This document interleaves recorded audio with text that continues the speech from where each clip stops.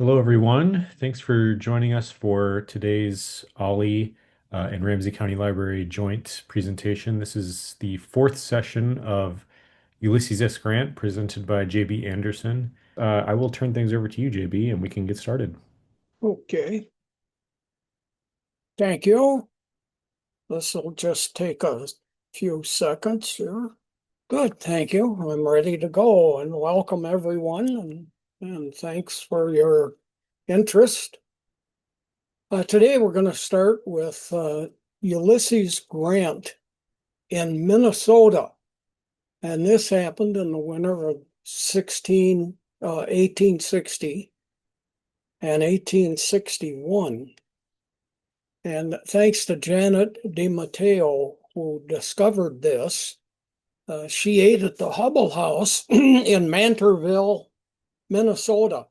It's about 19 miles west of Rochester. And for literally, I think, about 160 years, it's been a place where a lot of people visiting Minnesota stop. And then it got a lot of attention because of its nearness to the Mayo Clinic, which was founded in the 1860s. And it's a hotel. You can see the upper stories here are a hotel and a very nice restaurant on the first floor. Here's Mantorville on a Minnesota map. You can see it's down in the southeast corner. She discovered on the placemat that there were signatures of famous people who had visited the Hubble House. And one of them, lower right corner, or sorry, lower left corner where the arrow's pointing, is U.S. Grant. Here's a close-up of that section there. Got to give me a second here. I got a whistling hearing aid. Here, I got rid of it. Other famous people who visited there was Senator Alexander Ramsey. I live in Ramsey County, named for him. It's the smallest county in Minnesota. Here's Bishop Whipple. There's a building named for him. This is Ollie Bull. I'd never heard of him. He ate there and stayed there, famous violinist. W. Mayo, of course, one of the founding medical doctors of the Mayo Clinic. And Horace Greeley ate there. He's an Easterner. He founded the New York Tribune and was a leading advocate for freedom of slaves. And the New York Tribune's a famous newspaper with a very long history. Also visiting there were Dwight D. Eisenhower, who became president in the 1950s, and Lady Bird Johnson, a former First Lady from the 1960s. Here's three famous baseball players that stayed at the Hubble House. Kent Herbeck on your left, in the middle, Harmon Killebrew, and on the lower right side, Mickey Mantle of the New York Yankees. Famous movie stars that stayed there: Roy Rogers, the singing cowboy, Fred McMurray, James Whitmore, Danny Kaye, and Bruce Dern. If I showed this picture to traditional age students and went through this list of movie stars, they'd go, "Who are those guys?" But I'm sure everyone here remembers these people. So lots of famous people have stayed at the Hubble House, including Ulysses Grant. Well, the Mayo Clinic, founded 1864, that drew lots of famous people into the area. Grant stayed there prior to the founding of the Mayo Clinic. It's not the reason he was there.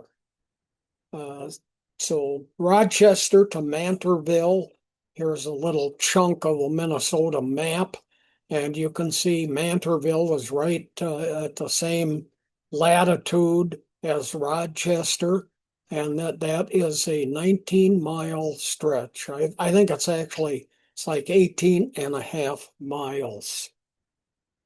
Grant was pretty much unknown at the time that he stayed there.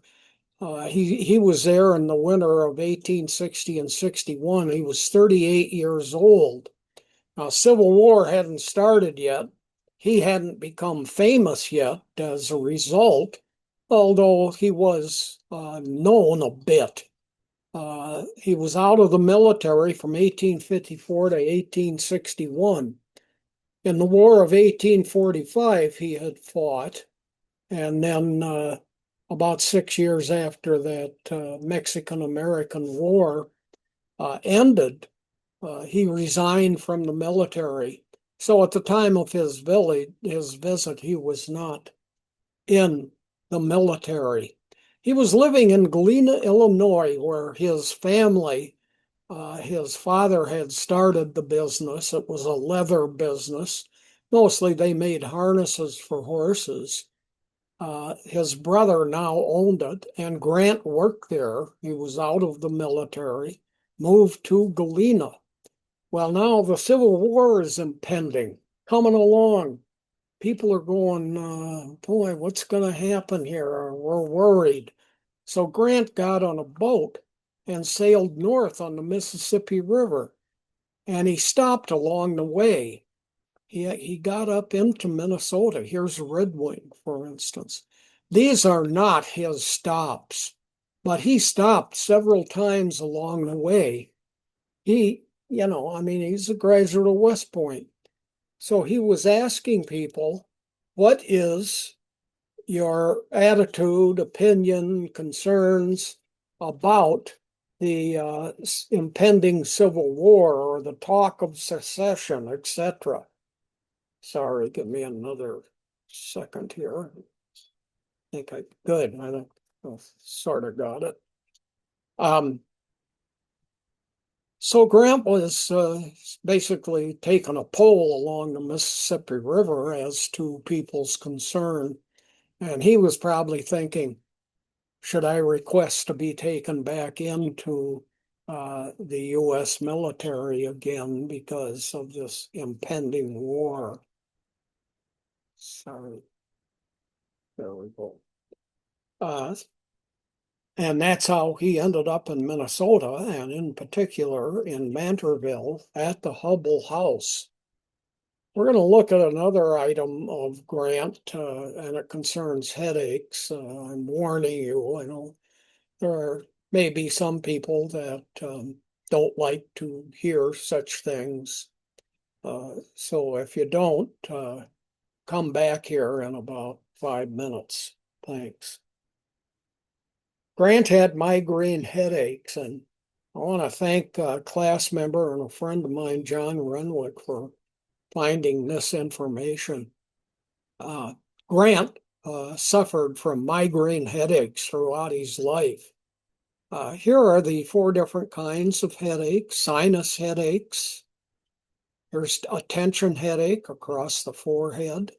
Let's look at this cluster headache. It means it's in a spot like near your eye. Or a migraine headache generally is on one side of the head itself, and they are very debilitating. And Grant had these. Many felt Grant was a drunkard. The fact may well have been that he had migraine headaches, and that appeared to be drunkenness. So we don't know. Today, many people interpret these comments about Grant being drunk on a regular basis to the migraine headaches that he had. So hang on, I'm going to remove this hearing aid. Oh, there, no, it's working. His staff would generally arrange for very dark rooms that he could have during his travels and speeches and so on when he was in the military. So they'd give him dark, quiet rooms where hopefully he could be rid of these headaches. Grant had a migraine headache the evening and morning, the evening before and then the morning of his meeting with Robert E. Lee to accept the Confederate surrender at the end of the Civil War. Now, he negotiated very mild terms with Lee, and some people blame these migraine headaches for the mild terms. Why wasn't he more harsh against Lee and the South, the Confederacy? Migraine treatment in Grant's day was mustard. And here you can see the mustard plant on your left. On your right is a jar of mustard, which has, the thickness kind of a salve, a soft salve anyway. How were people with migraines treated with mustard? Well, people thought that would aid their migraines. One treatment was you add mustard to water and you soak your feet in it, such as is displayed here. Then as a salve, as something you'd place on your toast or whatever, at that consistency anyway, you would rub that on your head, on your wrists, on your arms. And that is what was being prescribed at the time for treatment of migraine headaches. Second treatment, drink lots of coffee. And Grant did that also, although he didn't have a cup that big, but you kept drinking just one cup after another for treatment. Grant's symptoms, people have had other possibilities for these headaches of Grant's, and these were things that were of concern in the 1800s. You got these headaches because you're getting too much sun. Get out of the sun, get inside the house, get into a dark place, shut the shades, etc. And 2 out of 3, too much time at high altitudes. Air is thinner up there. There's not as much oxygen. That's what's causing headaches. Stay away from higher altitudes. And third, dust. Too much dust. Whoops, I got dusk here. That's not right. Whoop. Anyway, it should be dust, especially volcanic dust. A lot of people thought was the cause for this. Next thing we're going to talk about is Reconstruction and what that meant at the end of the Civil War. We had talked about through the Civil War for Grant, all the battles and so on up to the end of last week. Now the Civil War has ended and bills have been passed to free slaves, etc. What do we do with the South? How do we reconstruct those states? Do we bring them back into the Union? Do we allow them to have any power, etc.? So that term, that word reconstruction means what do you do about the people, the states, etc., the military officials after the war is over? What do we do to reconstruct them, bring them back in? Let's look at a definition of it. Means to bring back in the seceded states. There were 13 of them. We make them free labor economy, not slave-based. That was a common opinion. Legal, political, social rights for freed slaves. This Reconstruction period only lasted about 12 years, from 1865 to 1877. And then we basically returned to a system that was like slavery again. certainly blacks had second-class citizenship for maybe as much as 100 years, really until Lyndon Johnson started passing legislation that ended voting rights limits on blacks, such things as literacy tests and citizenship tests and so on. It ended with the 1876 election, Reconstruction did, when the Republicans made a deal with three southern states that were won by Democrats for the Republican to have won those states.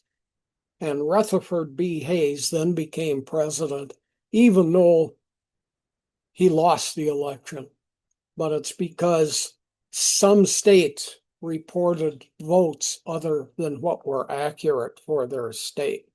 Rutherford B. Hayes came to be called Rutherford B. Hayes.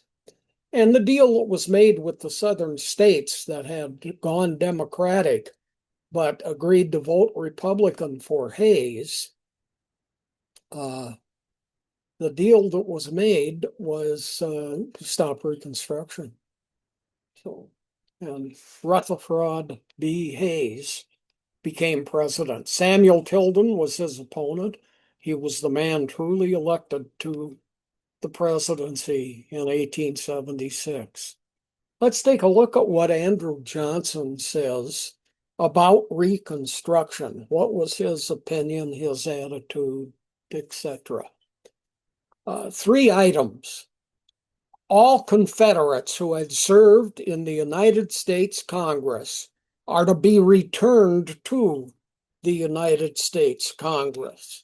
And so Andrew Johnson, who was a Southerner and appointed by Lincoln as his running mate in 1864, kind of as a compromise, because Johnson had not supported secession. So he had Northern sympathies, sort of, and he was a nice candidate for Lincoln to choose because it made Lincoln look like, hey, South, I'm going to take care of you. Look at my vice president. So stop fighting, etc. Well, Johnson becomes president with the Lincoln assassination. And, of course, he calls for all Confederates who had been a part of the United States Congress. You guys get to come back. Little side note here. Here's the United States Congress in 1858. Now, look here. This is the U.S. Congress, and this was a construction project. Both the House and the Senate met under the dome here of the U.S. Capitol building. Well, it was decided to add on an east wing and a west wing, and House of Representatives would meet in one and the Senate in the other. So that did not exist yet at the time that we're talking about. So let's return, number 2, return white folks to government positions in the South. So Johnson is saying not only bring the Southerners who had served in Congress at the state level, they were elected at the state level to serve at the national level, bring them back. Now, also, all the Confederates who were serving at the state level, return them to their positions within the state. The Alabama governor, Alabama legislators who had served before, etc. For all of those mostly strongest 10 southern states. Here is blacks should be given second-class citizenship, Johnson felt. That means you can't vote, there's other things that you wouldn't be allowed to do. In the middle of the 1950s, this woman pictured here, Rosa Parks, was on a bus in the South, and all blacks had to sit in the back of the bus. If the bus got full, blacks were asked to stand so a white person could be seated. Rosa Parks refused to give up her seat in the back of the bus to a white passenger. And she stated, "I'm tired of being treated like a second-class citizen." And her case uh, became very significant nationally. It led to changes in the rights of black citizens during the 1950s in the South. Uh, in conjunction with these bus rules, there were segregated schools in the South, and President Eisenhower in the 1950s started to desegregate Southern schools. But Johnson supported the maintenance of second-class citizenship for blacks. So special seating, fountains that you drink out of. You don't drink out of the white fountains, you're going to spread diseases and all sorts of horrible things that you have. That kind of the segregation in particular. No voting also. Okay, let's take a look at Grant. What did Grant have to say about Reconstruction? We've looked at Andrew Johnson, very favorable to the return of Confederates to power positions. Now, what's Grant got? Also, second-class citizenship by Johnson for blacks. Grant, 1 of 4. Southerners aren't ready to rule themselves. They need Northerners there. They need people who can take a look at the situation in their states and make some determinations. Get them re-educated as to how to run a government and be a part of the national system of the United States. So Southerners aren't ready to rule themselves yet. Second item, Southerners need Union government protection. The Union government can be in the South, and it can be telling you what to do and how to govern yourselves. And to help maintain that, we put troops in the South. More about that later. Thirdly, Grant wanted a return of all Confederates to Congress. He said, fine, let's return all these Confederates that had served in the national legislature. We can deal with them there.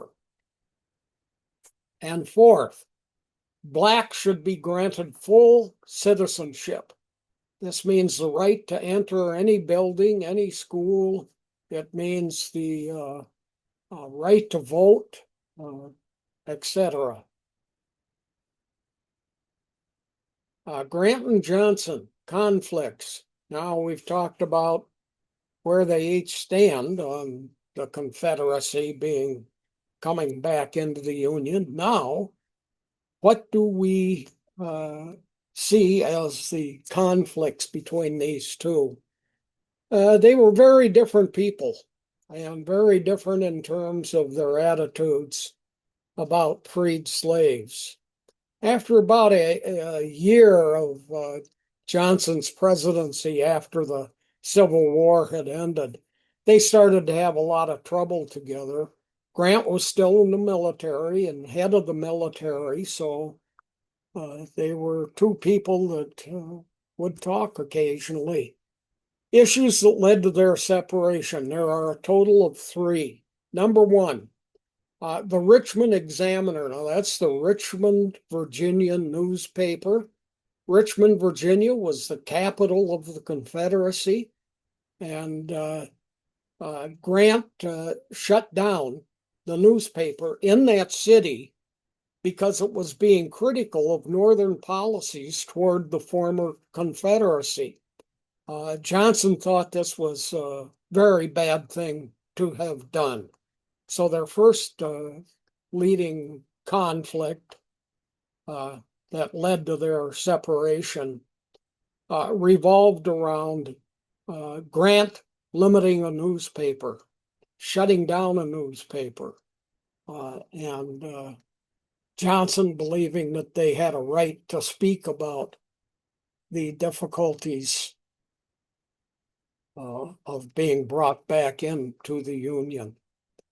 Second item that was a conflict between General Grant, and President Johnson was the Civil Rights Act of 1866. This was passed by Congress, but it was vetoed by Johnson. The bill had been supported by Grant. This bill said all blacks have full citizenship. Johnson didn't like it. Grant did. Johnson went on a speaking tour, and he was worried about how many people might show up, how many people really didn't like him or something. Grant was at a peak of popularity. The Civil War had ended. He had won it for the North, and he was being uh, talked about in newspapers all across the country. Excuse me, extreme popularity for Grant. So Johnson said, I'll have Grant come on the tour with me and he can speak with me, and that'll draw larger crowds, and that'll be more people hearing what I have to say, even though they're there because of Grant. Well, Grant agreed to the tour, but he hated Johnson's speeches, didn't like what Johnson was saying. It was in conflict with what Grant believed. Grant quit the tour, and early on. Here's a photograph of the tour. Now, the local authorities would sit at a big outdoor dinner table. People would stand all around the dinner table. These are citizens back here. And here are dignitaries at the meal. Now, here's President Johnson, and here's General Ulysses Grant seated together at this table. So this was before Grant left the speaking tour. Reconstruction Acts of 1867. There were four of them, and we're going to take a look at what the major elements of these four Reconstruction Acts of 1867 were about. Military officers can be used to enforce acts. Now, these acts that have given rights to black people, they're talking about who can serve in the government again, etc. Now, can you use U.S. military to resolve domestic issues? This has been an issue through over the last couple hundred years in American history.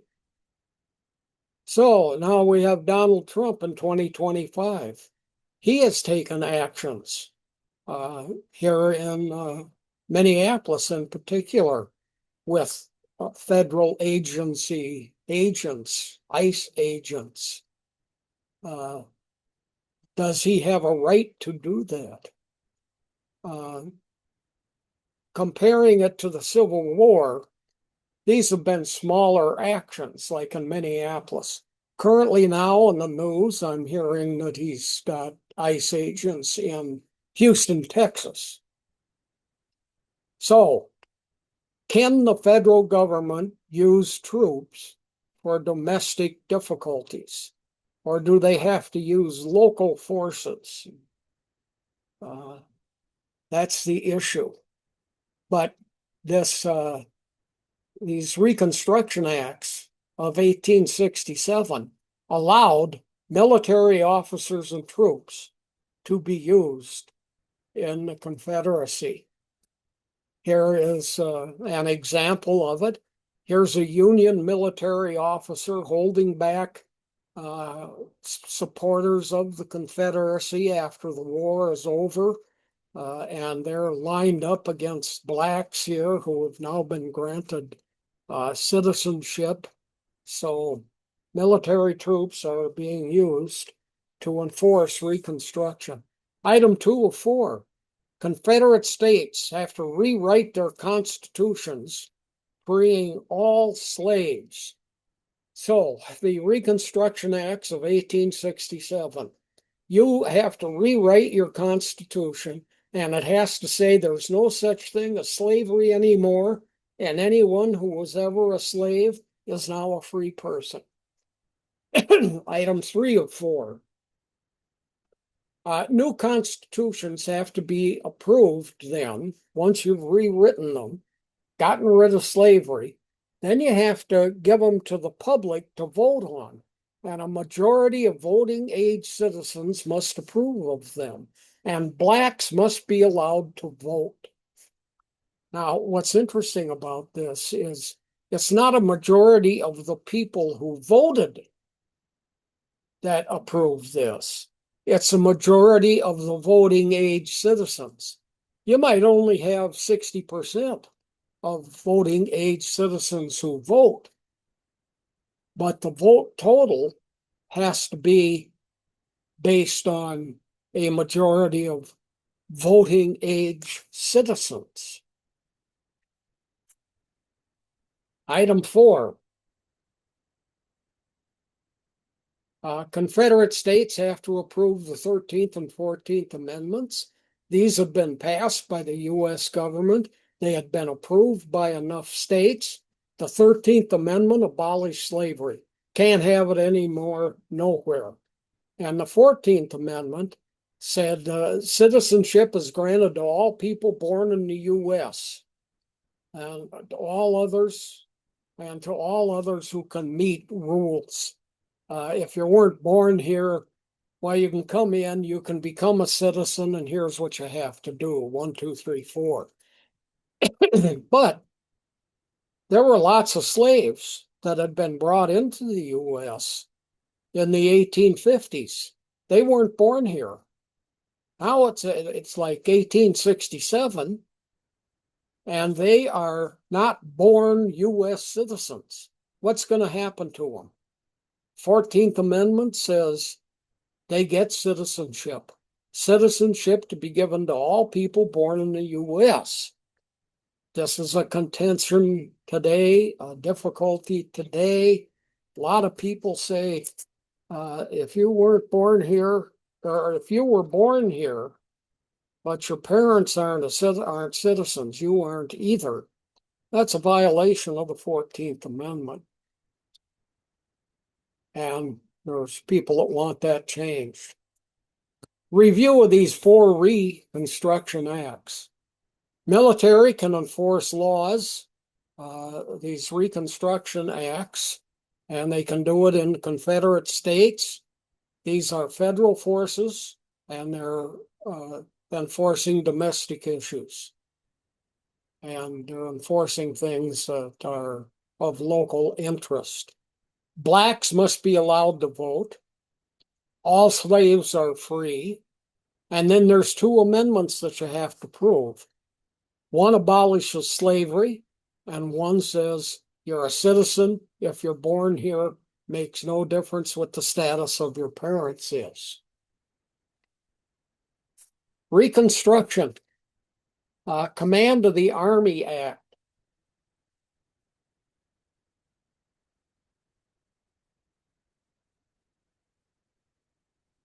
Command of the Army Act allows President Andrew Johnson to not, he may not remove or demote General Ulysses Grant. So, what do we got? We got the commander-in-chief of the military, Andrew Johnson, and a law has now been passed that he cannot remove or demote the head general there. So the commander-in-chief is not in control of a general. Reconstruction, Tenure of Office Act. Uh, President appoints officials like his cabinet members. They're approved by the Senate, the United States Senate, and then they become a cabinet member. Now, what if the president decides he doesn't like one of these people? He fires them. Okay, this Tenure of Office Act says you may not remove from office any appointees without Senate approval. You appointed them, we approved them. Now you want to fire them, we get to approve them again. That's the Senate. See? Now, so the president's in charge, Congress is in charge, president is limited. And we're hearing this argument today in 2026.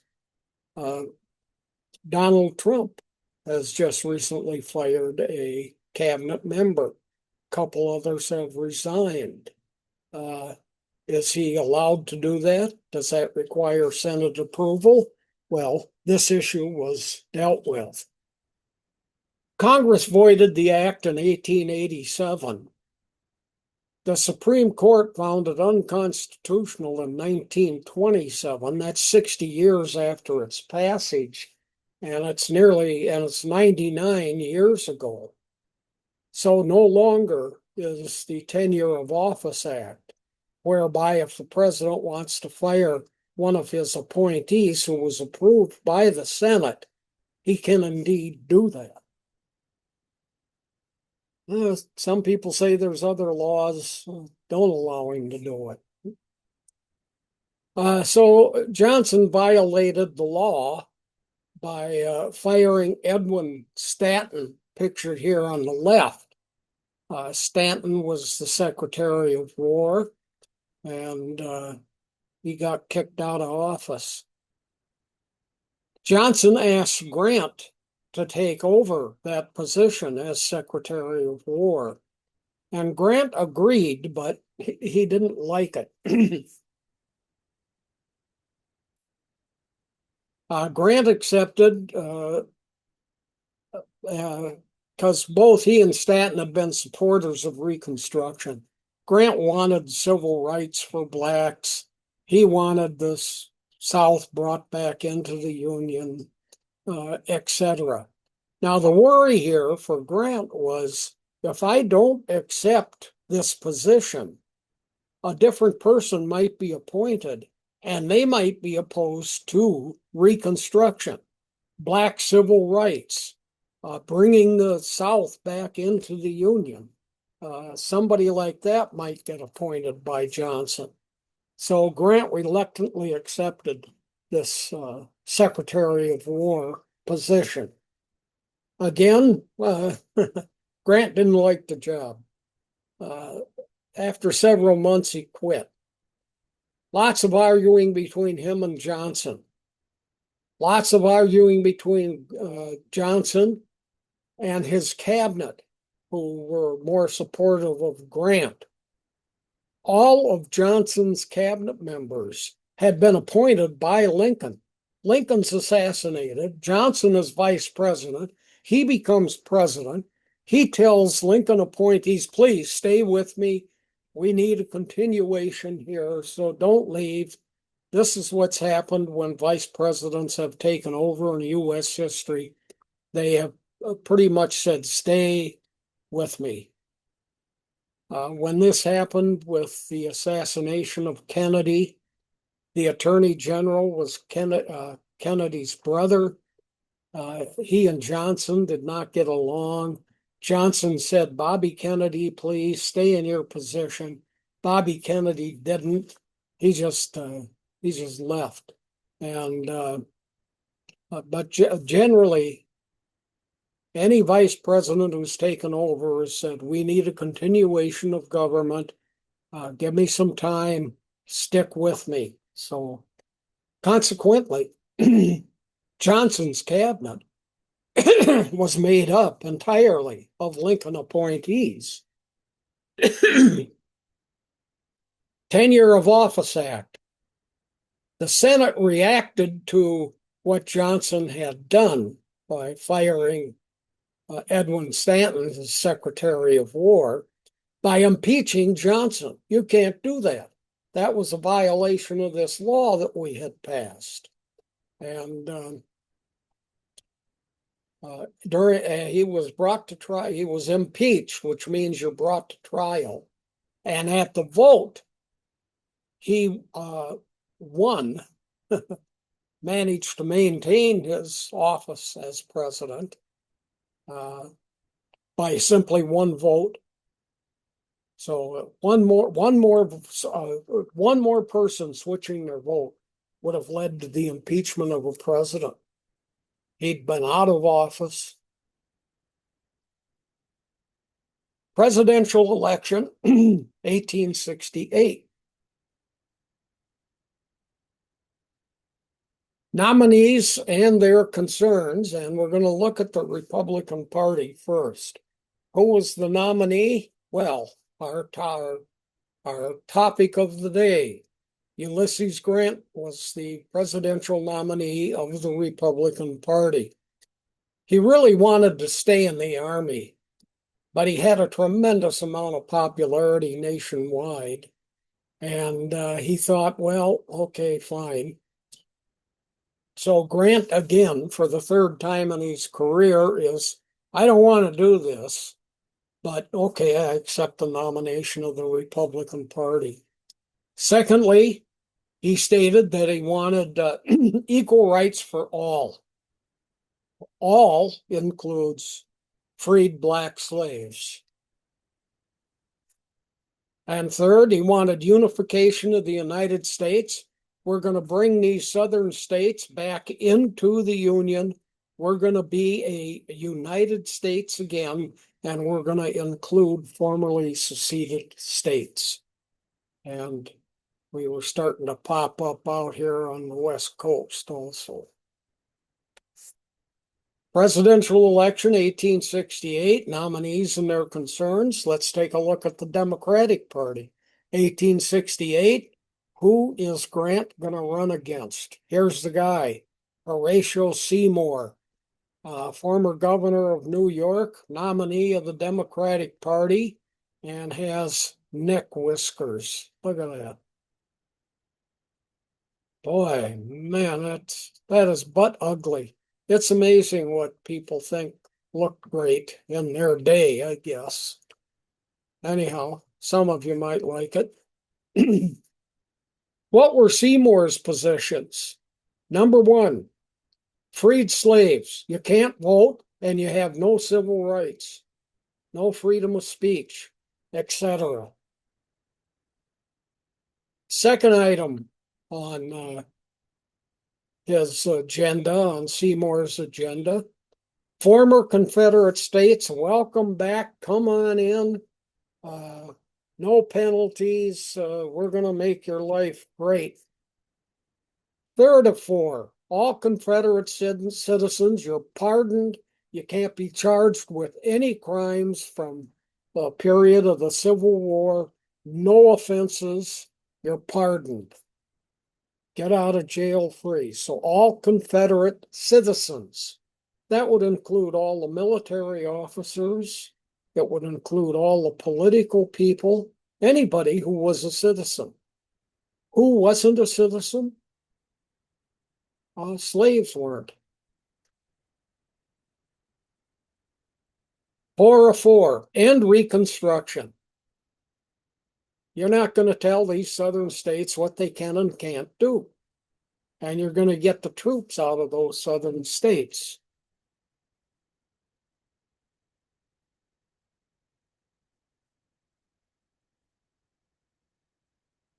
Presidential election, 1868, campaign issues. Take a look at the Republican Party first. One simple thing, a slogan, let us have peace.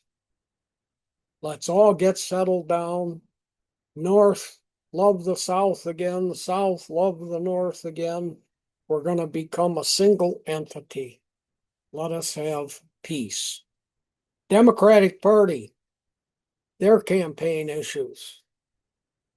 Items used against Grant by Republicans is what we're going to talk about.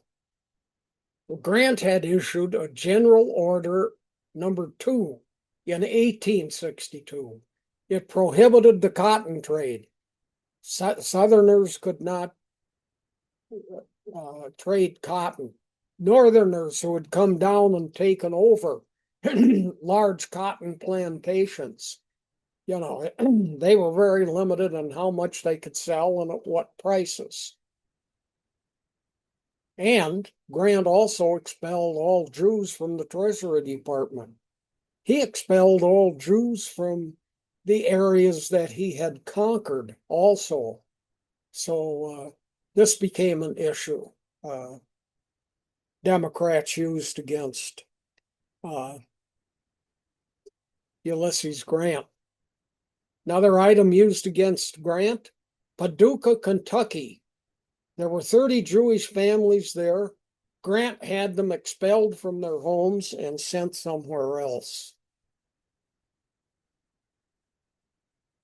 The Ku Klux Klan was founded in 1865. We're going to protect our rights. We're going to keep blacks in their places. They're not going to be allowed to vote. This first founding occurred in Georgia and Louisiana. And this was a campaign issue then used by the Democrats that in the South, groups have been founded, mostly the Ku Klux Klan, who are going to limit the rights of black voters. Presidential election of 1868, let's take a look at the results. 5.7 million people voted.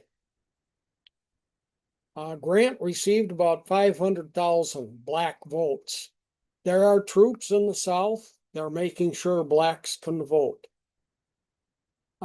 500,000 black votes for Grant out of 5.7 million votes cast. That's about 8.8% of all the votes cast were black votes for Grant. Let's take a look at the results here on this chart. Grant, popular vote, just over 3 million.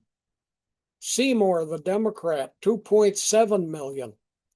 Now, Grant got 52.7%, roughly, of the total vote. Seymour got 47.3%. Grant won 26 of 34 states, Seymour 8 of 34.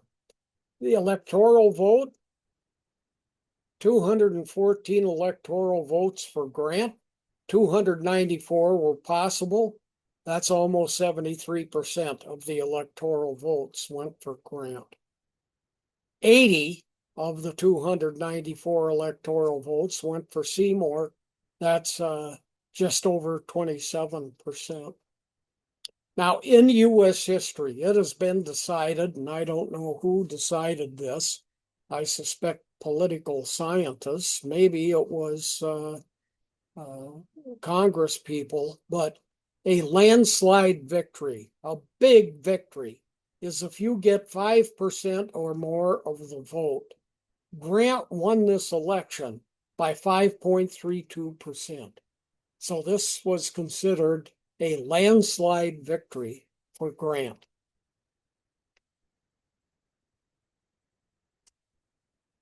'60 presidential elections in U.S. history from 1789 to 2024.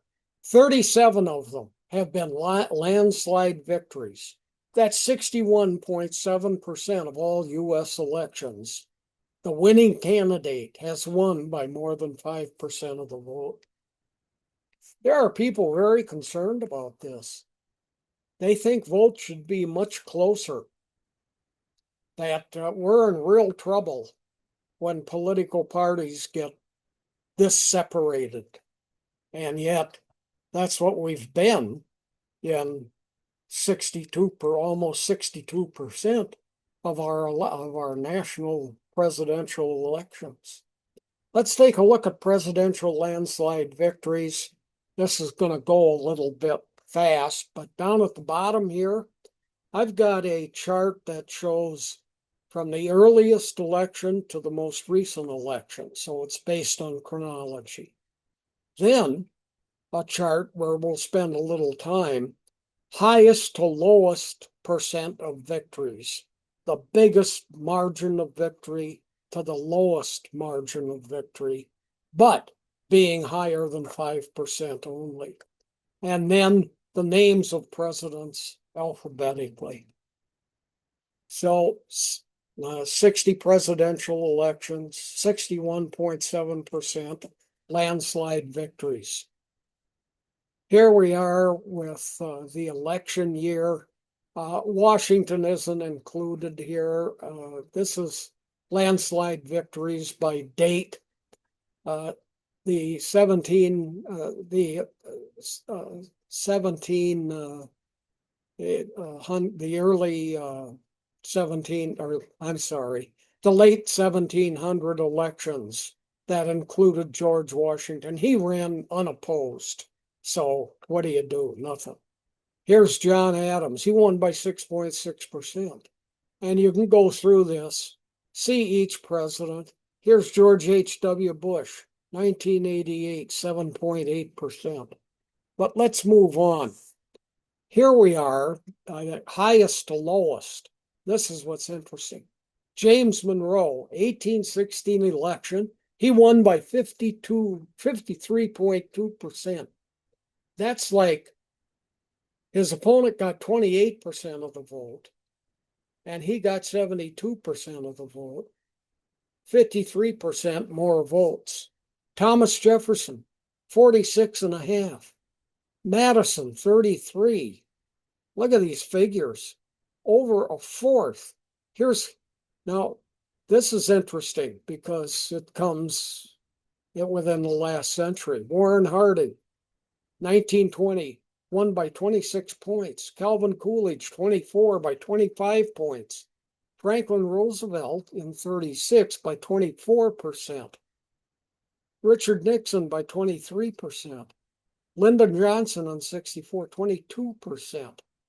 These are victories, in the last 100 years. Here's Ronald Reagan, 1984, 18%. Franklin Roosevelt, Herbert Hoover, huge victories. Here's Eisenhower, 15%, and so forth. Here's the lowest winning percentage that was a landslide victory. William McKinley, 5.3%, 1896.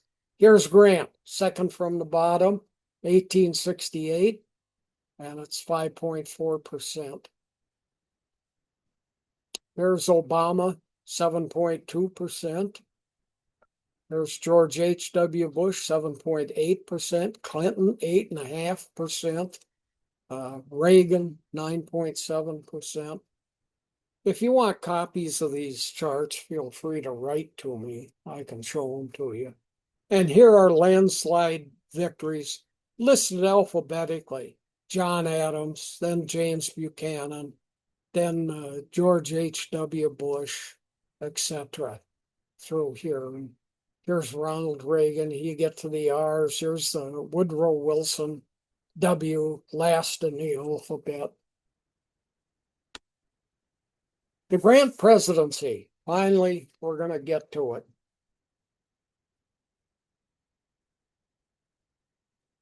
Lasted from 1869 to 1877. Common mistake you frequently see in writings or hear people speaking is they list the election years when the president started his term, but it isn't. Grant was elected in November 1868. He was sworn in March of 1869. So the president doesn't start serving until months later into the next year when he's sworn in. The date of the inauguration used to be March 4th. It's now January. It's been moved forward, but it's still the next year after the election. His inauguration address. Let's see what he said in this address. He said, "We need to pass the 15th Amendment. 13th and 14th Amendments had gotten passed. Um, Grant becomes president, and there's a 15th Amendment also, and it's a civil rights amendment. And it deals with the right to vote. And it states that the right to vote may not be denied on race. It may not be denied because you were formerly a slave." So it got passed and went into effect, but it really wasn't enforced until Lyndon Johnson came along in the 1960s, and he began to enforce this 15th Amendment by getting rid of literacy tests for starters. Here's a name tag and button worn by me during the 1964 Mississippi Summer Project. This was an attempt to register black voters who were not allowed to register. They had to take a literacy test, which was 10 questions that they were asked about the U.S. Constitution. Questions, many of them that were arguable. So whatever answer you'd give, somebody could say, no, that's not right. It's this other argument that's correct. Blacks couldn't pass these tests. There was also a poll tax. You have to pay $2 every time there's an election in order to vote. Whites weren't charged it. Blacks were. And if you didn't vote, it accumulated. 1964 in Mississippi, black guy might come in. He's 70 years old. He's missed 8 elections. You owe us $16. Nice chunk of money. And actually, the price had gone up by then. So you might owe several $100. Plus, you got to pass this literacy test. Well, now a whole bunch of college students flood into Mississippi in the summer of 1964, and they start training blacks to answer correctly the questions on the literacy tests.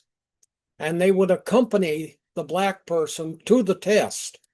And the person administering the test, a white person, would get nervous and say, yeah, okay, well, that's right. So you'd basically pass the literacy test. But they added something to the literacy test. Instead of 10 questions, there was an 11th question. The 11th question was, we need you to just simply read to us the headline of this newspaper. And they were handed a newspaper from the nation of Japan in the Japanese language. Well, everybody failed. Nobody could read that headline. 3 major points about the 15th Amendment. Recent exceptions to enforcement. Okay, we got a 15th Amendment. It was passed. It's in effect right now today. Now, back in the 2010s, the North Dakota State Legislature said, you can't vote in this state unless you've got a street address. This was a law that was passed against Native Americans.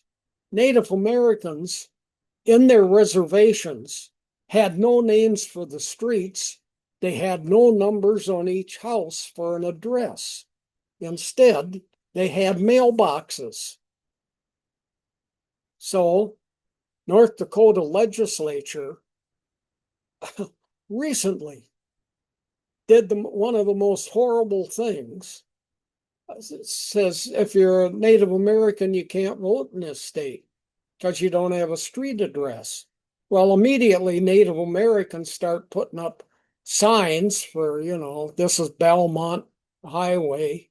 And then they started putting numbers on each house and trying to get street addresses on the reservations so that they could vote in North Dakota.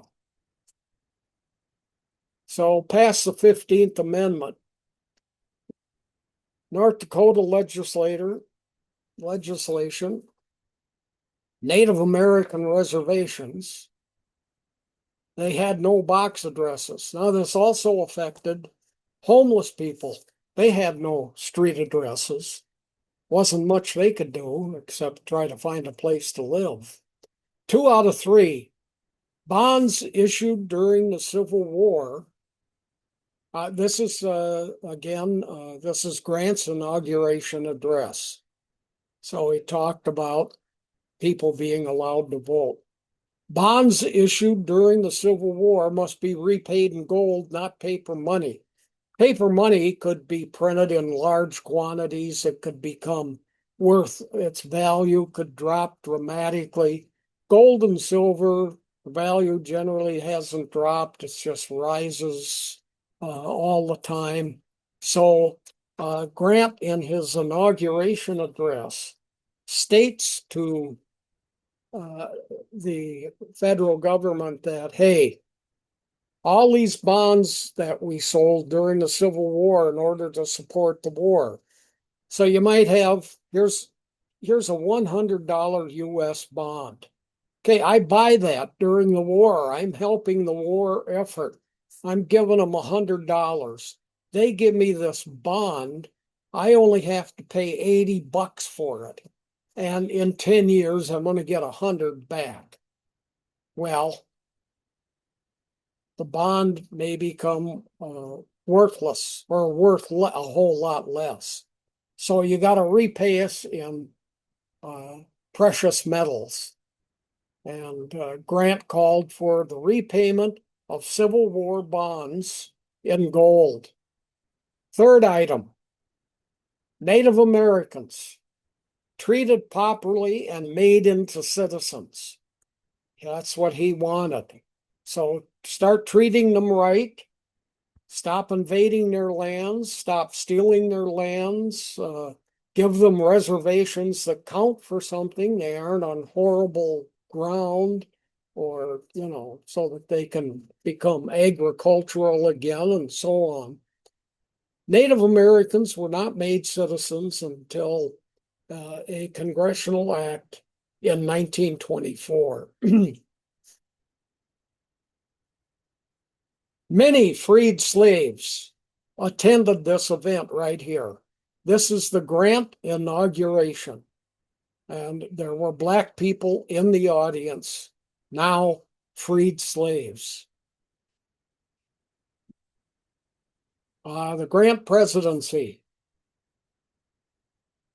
appointments that he made. This is William Tecumseh Sherman. He was a fellow general to Grant during the Civil War. They fought together on more than one occasion. And Grant is now president. Now, who's going to be the head general? Grant appoints William Tecumseh Sherman, pictured here.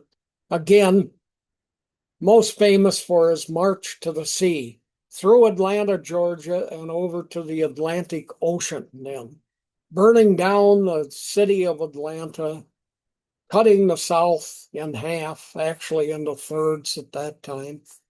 He is appointed head general. Secretary of War is John Rawlins, pictured here. And he argues that the head of the military, like Grant was, and like Sherman now is, these people have way too much power.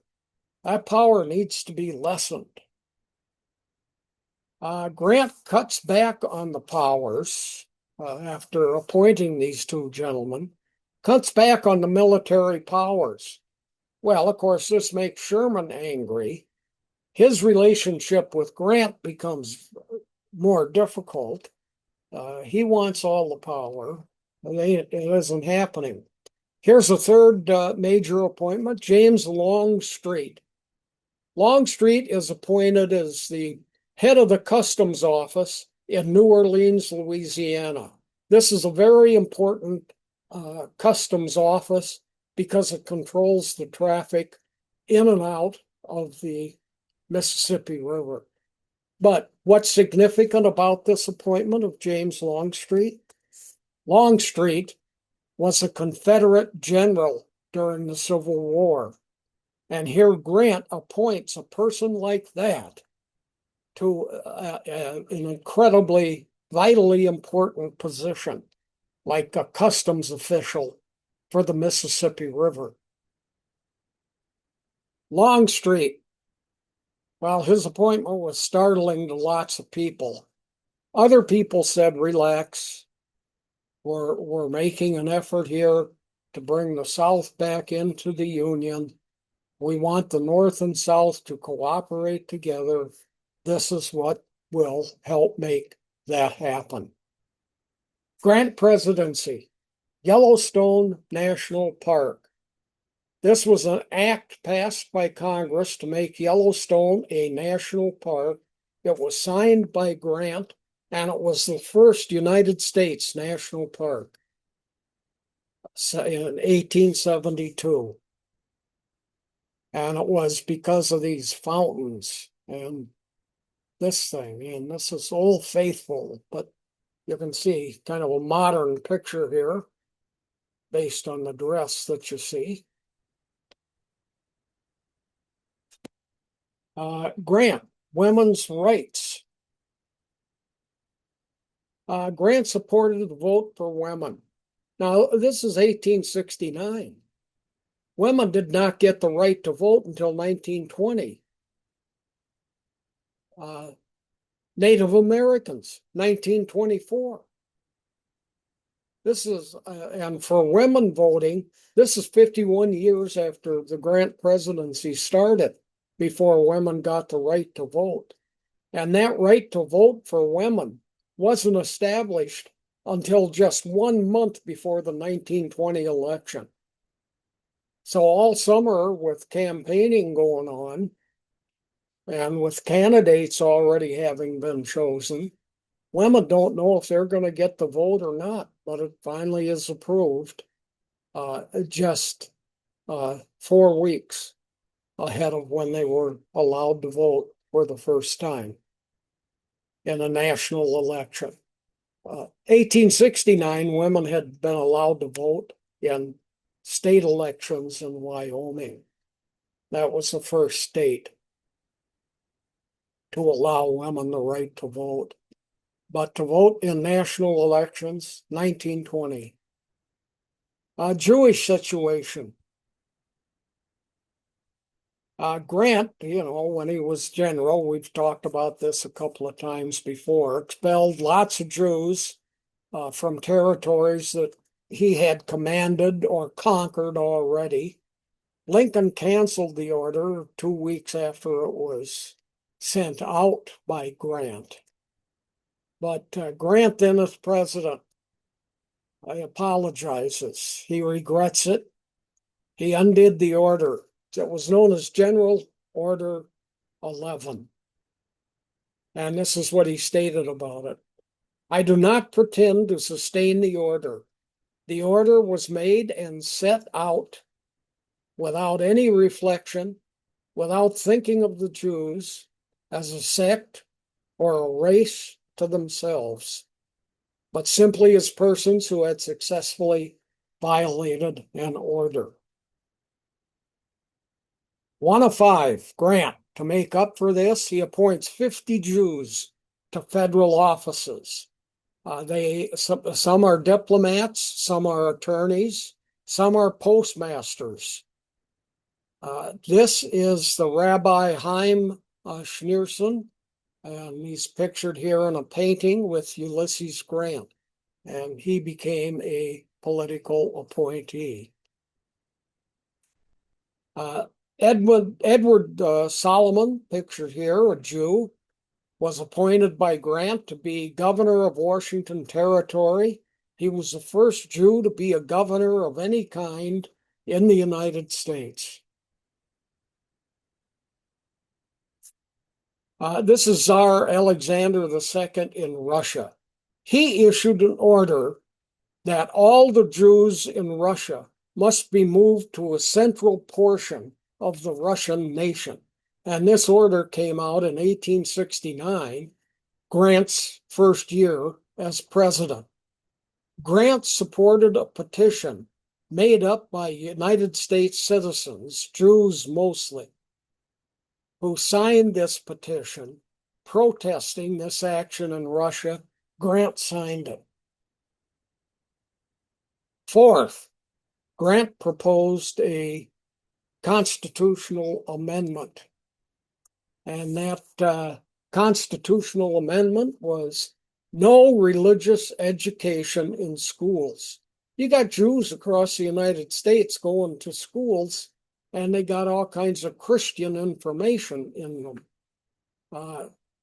Gender, race, national origin, religious belief have no place in schools. So this is Grant's position. It's his attitude.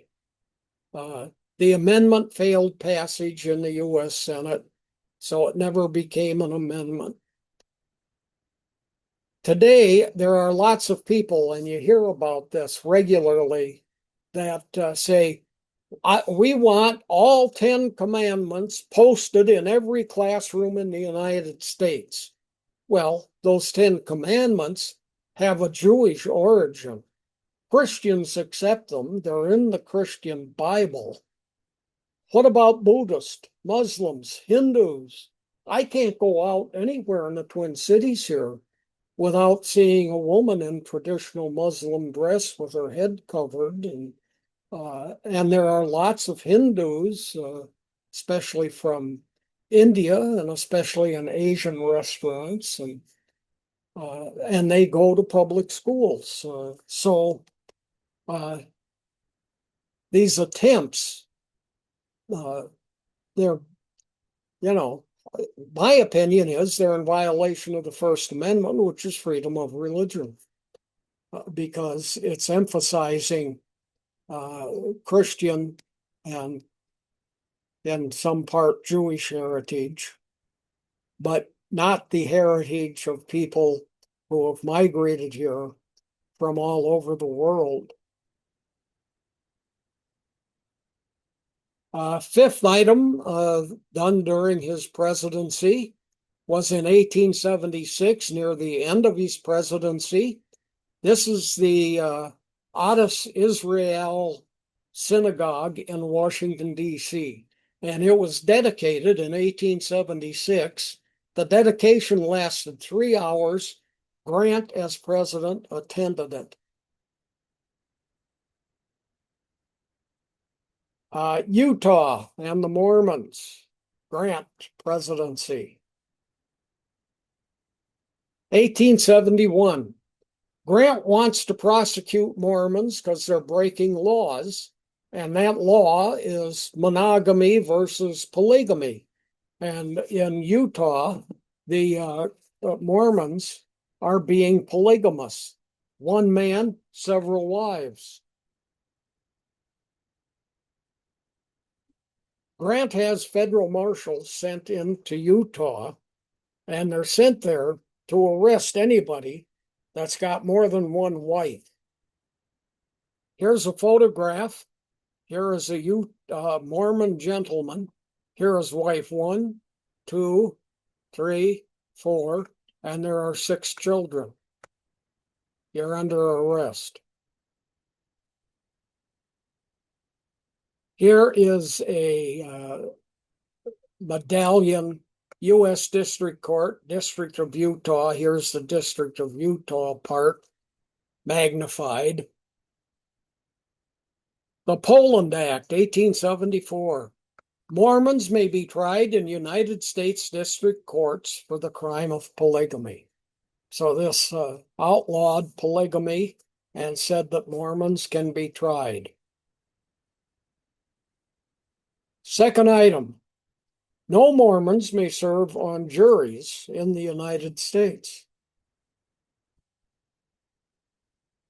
There were prosecutions. Nobody knows exactly how many of Mormons for practicing polygamy. And this went beyond the Grant presidency. Into the end of the 1870s and through the 1880s, Mormons were being prosecuted. Many were leaving the United States, including, some famous people. The exact numbers unknown. Historians place it at about 1,300 prosecutions of Mormons in the United States. Charges, the word polygamy was not used. The word that was used in charging a person who had more than one wife was unlawful cohabitation. Some people served prison terms. They were found guilty of this. They were all men, and the name given to them legally, but it became a common phrase, was they're cohabs. Here's a political cartoon from the period. Uh, it shows this is Brigham Young's bed, and he's got 12 wives in it. And it's not a political cartoon, it's just it's a cartoon, I guess. How are we doing for questions? We currently have 5 questions. Oh, well, So, let's quit. yeah, let's do that and we'll go through the questions. Okay. Um, All right.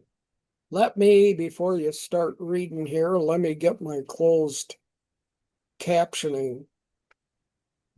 Show captions. Got it. Okay. Thank you. So we'll start with the question. It says, based on how Grant carried out his duties, how would he, and I think we're kind of learning this as we go through his presidency, but how would he fare as president? And did his military commands work in his favor for his presidency?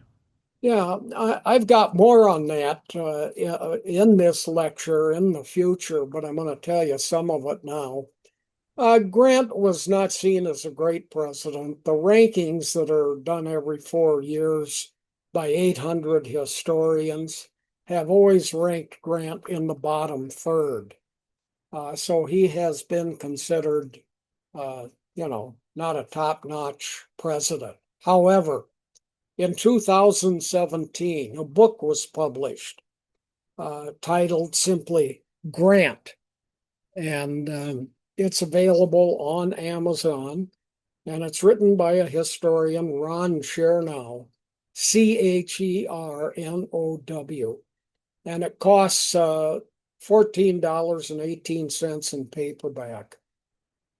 Chernow argues about this tremendous amount of civil rights concerns that Grant had, both for freed slaves, for Jews who he had issued orders against, in particular. And when that book came out, historians really reconsidered Grant, and his ranking moved up more to the middle, out of the bottom third. So that's kind of where Grant stands, at least when he's been ranked professionally. As to fame, he's one of the more famous presidents. When I had traditional age students, I'd say, first thing I'm going to do is list all the presidents in the order they served. And I'd go through it and I'd get up near Lincoln and somebody would shout out, I've never heard of any of these guys. So it's Grant is a name of a president that people recognize and they can name him. So anyway, that's all I have to say about where does he fit? How is he evaluated? Well, it helps that he's also on the $50 bill. That kind of gives him a little bit more name brand recognition. Another thing is you can go look at these evaluations. Type in Siena College on your computer, SIENA. They do these rankings. When you get into their website, you can find presidential rankings. And you can go to Ulysses Grant or any president, and they not only rank them, based on, hey, you're 15th out of 45, they rank them on 20 different categories. So that's interesting to look at too. You can see how historians rank each president uh, based on how well they got legislation passed and, so on and so forth. So anyway, Speaking of enough. those presidential rankings, this question is asking, or I guess more so saying, what does it say when some of the candidates who were landslide winners in those rankings are ranked among some of the worst presidents? So Warren Harding had his fair share of scandals, Franklin Pierce, Andrew Johnson, et cetera.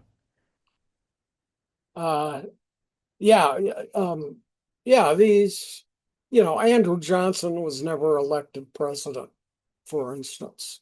Uh, he did lose an election, but uh, there, uh,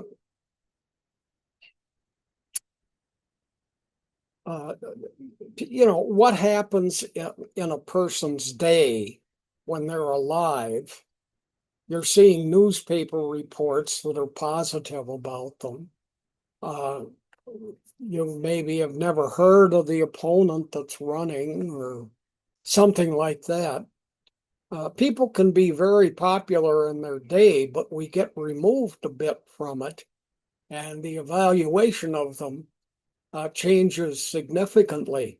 Now, Grant is a person who, was very popular in his day, then very unpopular afterwards, and now has regained standing. You get somebody like Harding, very popular in his day, wins big in the presidential election. Now today we go, guy was a creep. You know, I don't know what more I can say about it other than that. Things change, and that's what happens. And presidential evaluations change by historians. uh, Evaluations change from the time when you are alive to the time when you have been dead for a century. Um, and, more information comes out, I guess. I think that in part is what accounts for some of these changes. But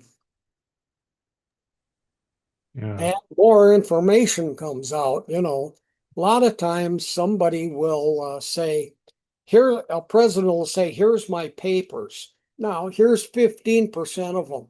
Lock those up until I've been dead for 50 years.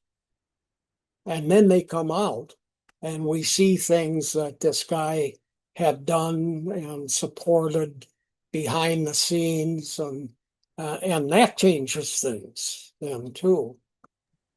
right. So And this is the last election related comment for 1868, but it's saying that Grant wouldn't have won that election without the Black American vote, which, seemed to come at an opportune time um, for him. yeah, uh, that made a big difference. You get nearly 9% of the vote you receive is from a specific group of some sort, such as blacks. Today, we're do a lot of tracing of Hispanics. They have overwhelmingly voted for Democrats. That has changed over the last 20 years. And recently they have voted not in a majority, but in a larger minority for Republicans. So you can look all this up online. Type in how ethnic groups have fared, and you can look at states and how they've changed from red to blue to or blue to red, and so on. And that's a lot of interesting information about how the tide changes based on state what state you're in, what your ethnicity is, what your race is, etc. So moving to the Jewish relations in the Grant administration, um, asking for some clarification here. Grant said he expelled the Jews because they had violated something. What had they violated? That I don't know, and I have tried to look it up. And that statement of his says, but they were in violation of, and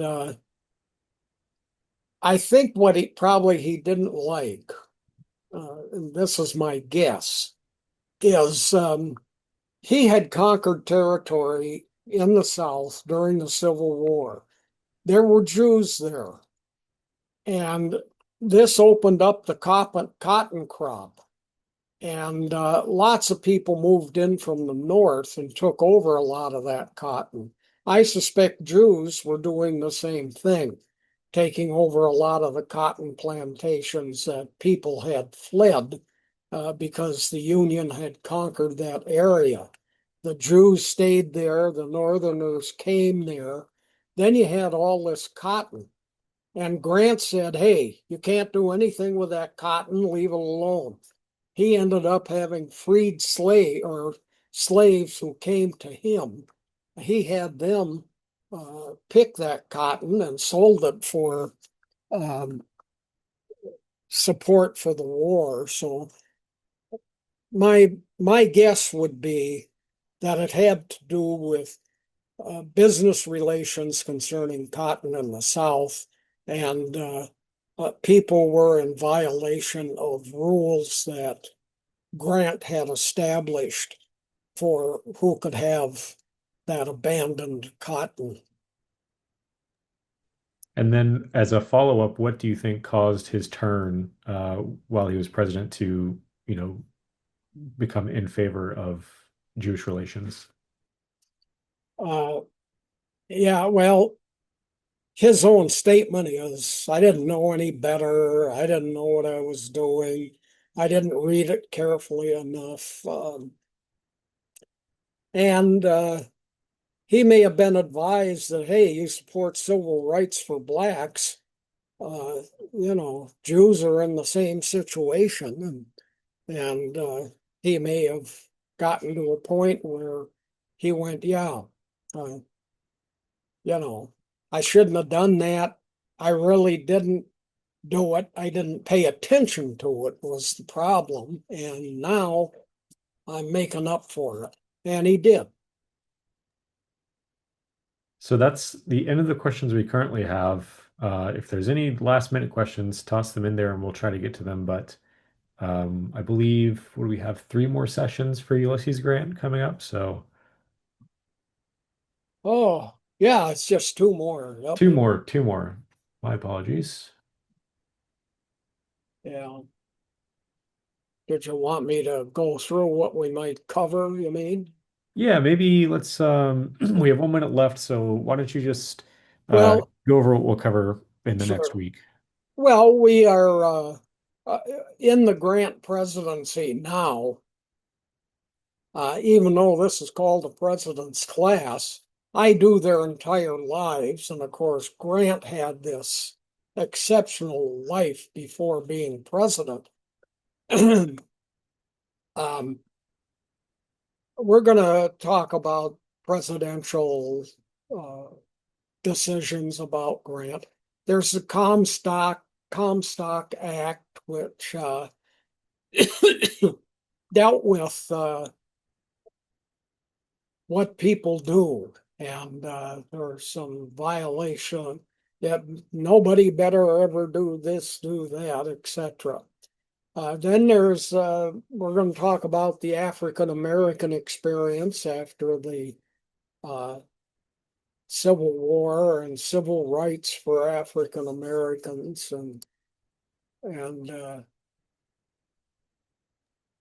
let me Sounds like see. we have some good stuff in store. Yeah. Um, Well, we're right at 2 o'clock, so I want to say thank you for joining today, and we'll see you again next Wednesday. Kay should be back, and We'll enjoy the fifth session of Ulysses Grant. Thank you. Thanks, JB.